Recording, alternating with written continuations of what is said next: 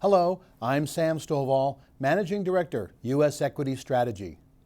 In this week's Sector Watch, found on www.getmarketscope.com, I said investors likely overreacted to economic data, thinking it showed too much of a good thing.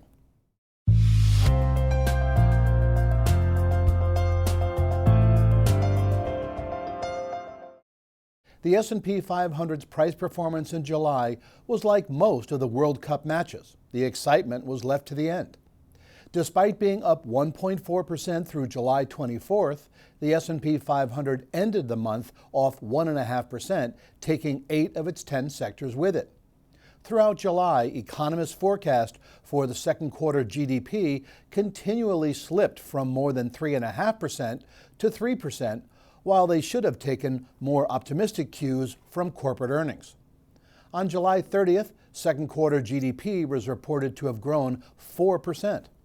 A day later, the Employment Cost Index showed a sharp rise in wages, causing the markets to sell off. Yet wage inflation is not likely to be an imminent concern.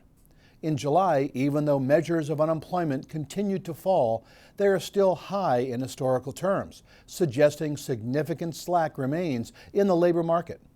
In addition, average non-farm hourly earnings rose only 2% year on year, which is not fast enough to give more purchasing power to consumers, since CPI inflation is also running at 2.1%.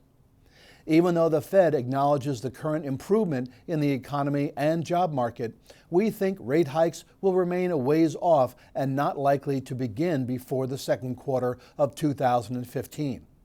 As a result, we don't think a new bear market is right around the corner, at least as a result of higher rates from a renewed threat of inflation. I'm Sam Stovall, and I'll talk with you again next week.